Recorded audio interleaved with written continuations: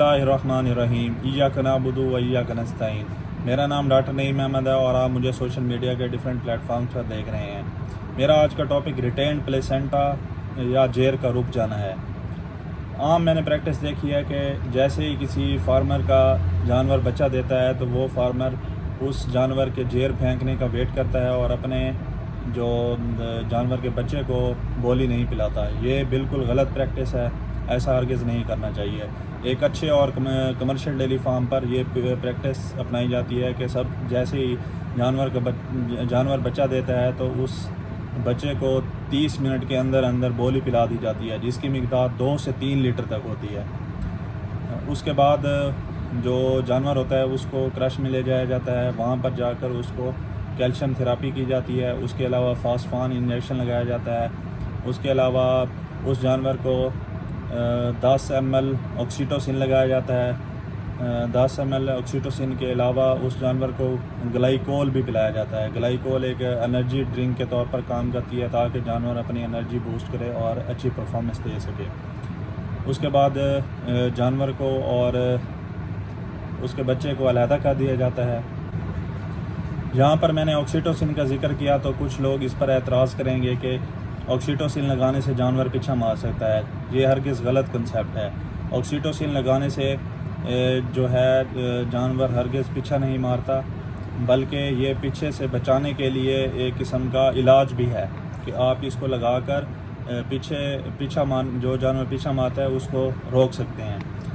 اس کے پیچھے کنسیپٹ اس طرح ہوتا ہے کہ یہ جو ہے بچے دانی کی کنٹریکشن پیدا کر دیتا ہے۔ کنٹریکشن کی وجہ سے جو ہے نا ایک تو بچے دانی فلیسڈ ہو جاتی ہے، ٹائٹ ہو جاتی ہے، جس کی وجہ سے جو اس کے اندر جیر پھنسی ہوتی ہے یا جیر ہوتی ہے وہ آسانی سے نکل آتی ہے۔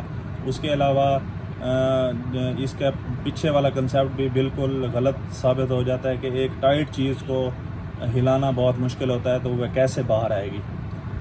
تو آپ اس طرح کہہ سکتے ہیں کہ آکسیٹوسن لگانے سے جو ہے پیچھا مارنے کے چانسز کم ہو جاتے ہیں، نہ کہ بڑھتے ہیں۔ اس کے علاوہ لوگ کافی ساری چیزیں یوز کرتے ہیں، ڈسپرین یوز کرتے ہیں اور کافی سارے ان کے پاس ٹونے ٹکونے ہوتے ہیں، کرتے رہتے ہیں، لیکن میں آپ کو آج ایک ایسا طریقہ بتاؤں گا جس کی وجہ سے آپ اپنے جانور کو اس کنڈیشن کے ساتھ اچھی طرح اور بہتر طریقے سے ڈیل کر سکیں۔ تو ریٹینڈ پلیسنٹا کی جو ہے نا 2 قسمیں ہوتی ہیں۔ سب سے پہلے میں آپ کو اس کی سائنس سمجھا دیتا ہوں کہ ایکچوئل میں ہوتا کیا ہے۔ یہ اس بات کو سمجھ لیں، یہ ایک قسم کا جیر ہے۔ جیر کے اندر اس طرح کے بٹن بنے ہوتے ہیں۔ یہ بٹن جو ہے جانور کی یوٹرس کے ساتھ ایک کپ نما شیپ ہوتی ہے، اس میں اس طرح فکس ہوتے ہیں۔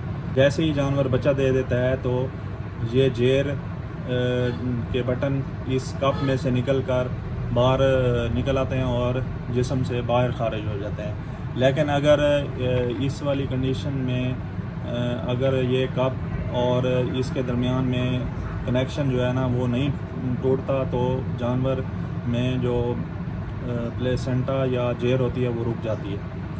بعض اوقات اس طرح ہوتا ہے کہ اگر یہ اسی کنڈیشن میں رہیں، بالکل جدا نہ ہو، تو اس کنڈیشن کو پرائمری کنڈیشن کہتے ہیں، اور اگر یہ جدا ہو کر ویسے ہی بچے دانی کے اندر پڑی رہی ہے اور باہر نہیں نکلی تو اس کو سیکنڈری کہتے ہیں۔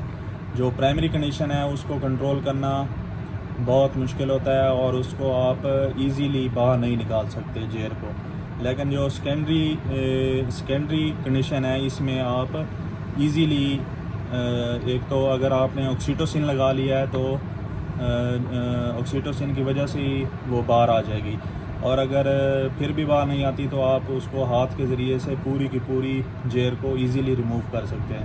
لیکن پرائمری کنڈیشن میں ایسا ہرگز نہیں ہوتا، تو اس لیے اس کو ڈیل کرنا تھوڑا سا مشکل ہوتا ہے۔ تو اگر جانور میں جیر پھنس گئی ہے تو یہاں پر ایک نئی ڈیبیٹ شروع ہو جاتی ہے، وہ یہ کہ کیا جیر کو نکال لینا چاہیے یا جیر کو نہیں نکالنا چاہیے۔ تو اس ڈیبیٹ کا میں آپ کو آسان حل بتاتا ہوں کہ آپ نے دونوں کنڈیشنز کے درمیان میں آ جانا ہے۔ وہ درمیانی صورتحال اس طرح ہے کہ آپ کے ہاتھ سے جتنی جیر نکل سکے آسانی کے ساتھ آپ اس کو نکال لیں، باقی کو آپ جانور کے اندر ہی رہنے دیں۔ جیر کا جو نارمل وزن ہوتا ہے وہ 6 سے 7 کلو گرام تک ہوتا ہے. تو یہ ایک قسم کا جانور کے لیے سٹریس کا باعث بنتا ہے اور ایک قسم کا لوڈ ہوتا ہے بچے دانی کے اوپر. تو ایک سمپل کلیہ ہے کہ آپ اپنے ہاتھ سے بغیر زور لگائے آسانی سے جتنا اس کے اندر سے جیر کو نکال سکتے ہیں تو وہ آپ نکال دیں. یعنی کہ اگر 7 کلو ہے تو آپ اس میں سے 3 کلو نکال لیں، 3.5 کلو نکال لیں گے. جتنا بھی جیر نکال سکتے ہیں آسانی سے وہ نکال لیں. اس کو نکالنے کے بعد ایک تو لوڈ کم ہو جائے گا، لوڈ کم ہونے کی وجہ سے جانور کو تھوڑا ریلیف مل جائے گا، اور جہاں پر اس کو 7 کلو خود ہی نکالنا تھا اس میں سے آپ نے اس کی ہیلپ کر کے کچھ میٹیریل باہر نکال دیا. اچھا، اس کے بعد آپ نے جو ہے نا فیٹروکسیمن ٹیبلٹ ملتی ہیں، وہ تقریباً 5 سے 6 ٹیبلٹ آپ نے اس کی بچے دانی کے اندر رکھ دینی ہے. بچے دانی میں ٹیبلٹ رکھنے کے بعد آپ ہرگز ایسا نہ سمجھیں کہ یہ 100% جو ہے آپ کے جانور کو انفیکشن سے بچا لے گی. ایسا بالکل بھی نہیں ہوتا. آپ کو سسٹیمک اینٹی بائیوٹکس بھی ساتھ یوز کرنی پڑتی ہیں، اور جانور کی ڈیلی روٹین چیک کرنی پڑتی ہے کہ وہ جانور اگر آپ کو سست نظر آئے یا اس جانور کو ٹمپریچر ہو جائے تو آپ اس کے سسٹمیٹک ٹریٹمنٹ بھی ساتھ کریں.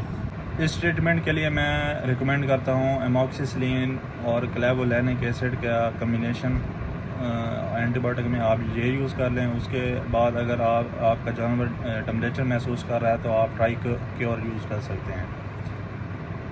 اس کے بعد آپ نے 7ویں دن پر جانور کی یوٹرس کو آکسی ٹیٹرا سائکلین کے ساتھ واش کرنا ہے.